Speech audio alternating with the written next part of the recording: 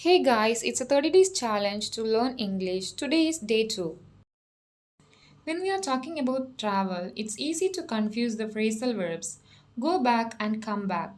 They both mean to return. So, what's the difference? It's actually very simple. It all depends on where you are at the time of speaking. For example, if you are from Italy but you are in California right now, you would say I'm going back to Italy in 2 weeks.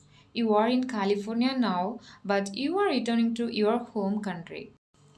I'm coming back to California next year. You are in California and you are returning to California next year. It depends on the location of the speaker. Let's look at a conversation to see some examples. Honey, I'm home. I went shopping, but I forgot to get the egg. Oh no, I need the eggs to make your birthday cake. Okay, I'll go back to the store and get them. Great. Do you know when you're coming back home? I'll be back in 20 minutes. That's great. Don't come back without the eggs. The speakers use come back and go back and even be back depending on where they are at the time of speaking. They are both at home, so they use go back to talk about returning to the store and come back to talk about returning home. Let's see some more examples.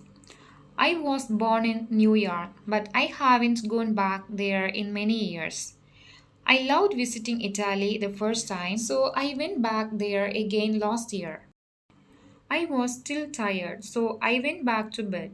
Our dog ran away a few days ago, but he came back last night. When are you coming back from your trip?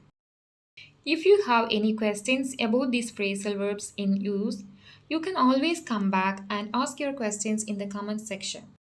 Thank you guys. I hope you have enjoyed learning. Subscribe for more videos.